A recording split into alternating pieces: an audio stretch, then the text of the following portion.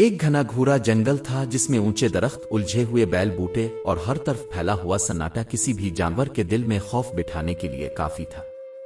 اسی جنگل کے ایک کونے میں ایک دبلا پتلا مگر چالاک سا کتا بھٹکتا پھر رہا تھا۔ وہ اصل میں قریبی بستی سے کھو گیا تھا اور اب جنگل میں راستہ ڈھونڈتے ڈھونڈتے تھک چکا تھا۔ کتے نے آسمان کی طرف دیکھا اور خود سے بڑبڑایا، اے اوپر والے، بس گھر پہنچا دے، ورنہ آج تو جان پکی گئی سمجھ۔ ابھی وہ چند قدم آگے بڑھا ہی تھا کہ ہوا کا ایک جھونکا آیا، مگر اس کے ساتھ ایک عجیب سی بو بھی تھی، ایسی بو جو ہر جانور کا خون جما دیتی ہے۔ وہ تھی شیر کی بو۔ کتے کا دل دھک سے بیٹھ گیا۔ وہ گہری سانس لے کر رکا اور آہستہ سے پیچھے مڑا، اور سامنے درختوں کے درمیان سے ایک بڑا طاقتور شیر دھیرے دھیرے اس کی طرف بڑھ رہا تھا۔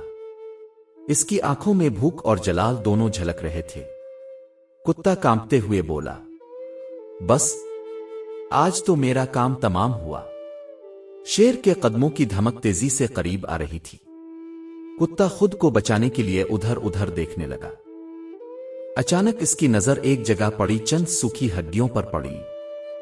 اس کے دماغ میں جھٹ سے ایک شاندار خیال آیا۔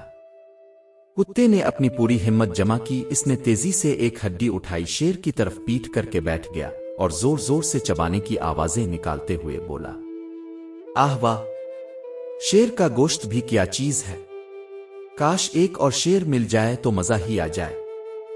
یہ جملہ سنتے ہی شیر کا دل لرز گیا۔ وہ رک گیا، پھر ایک قدم پیچھے ہٹا اور بڑبڑایا، یہ تو شاید شیر کا ہی شکاری ہے، یہاں سے بھاگنا ہی بہتر ہے۔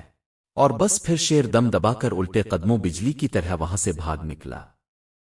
اوپر ایک اونچے درخت پر ایک شریر بندر بیٹھا سارا تماشا دیکھ رہا تھا۔ بندر طنزیہ ہنسی ہسا اور بولا، وارے قسمت، یہ پالتو سا کتا ایک شیر کو یوں بے وقوف بنا گیا۔ اگر میں یہ بات شیر کو بتا دوں تو نہ صرف اس سے دوستی ہو جائے گی بلکہ شاید وہ مجھے حفاظت بھی دے دے۔ یہ سوچ کر بندر اچھلتا کودتا شیر کے پیچھے بھاگا۔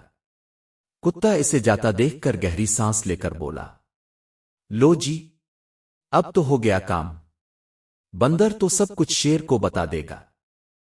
ادھر شیر ایک بڑے پتھر کے پاس بیٹھ کر خود کو نارمل کر رہا تھا کہ بندر ہانپتا ہوا پہنچا۔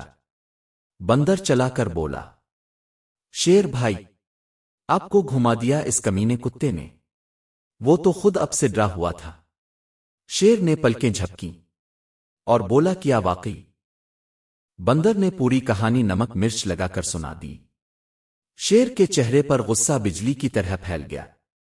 وہ دھاڑا، آؤ بندر، ابھی اس کی ہڈی پسلی الگ کرتا ہوں۔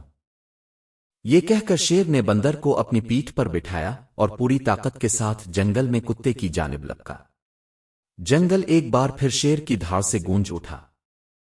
کتے اس نے شیر کی دھاڑ سنی، پھر دیکھا شیر واقعی اسی طرف آ رہا تھا اور اس کی پیٹھ پر بندر بھی بیٹھا ہوا تھا۔ کتا گھبرا تو گیا مگر اگلے ہی لمحے اس کی آنکھوں میں چمک آ گئی۔ اس نے سوچ لیا، آخری وار ہے، اگر یہ کامیاب ہو گیا تو جان بچ جائے گی۔ کتا دوبارہ جلدی سے ایک بڑی ہڈی کے پاس گیا۔ شیر اور بندر اور شیر کی موجودگی سے انجان بن کر زور سے بولا، ارے یار، اس بندر کو بھیجے ہوئے پورا 1 گھنٹہ ہو گیا، سالہ ابھی تک ایک شیر بھی نہیں لا سکا، یہ کوئی کام ڈھنگ کا نہیں کرتا۔ یہ جملہ شیر کے کانوں میں پڑا، اس کا دماغ سن ہو گیا۔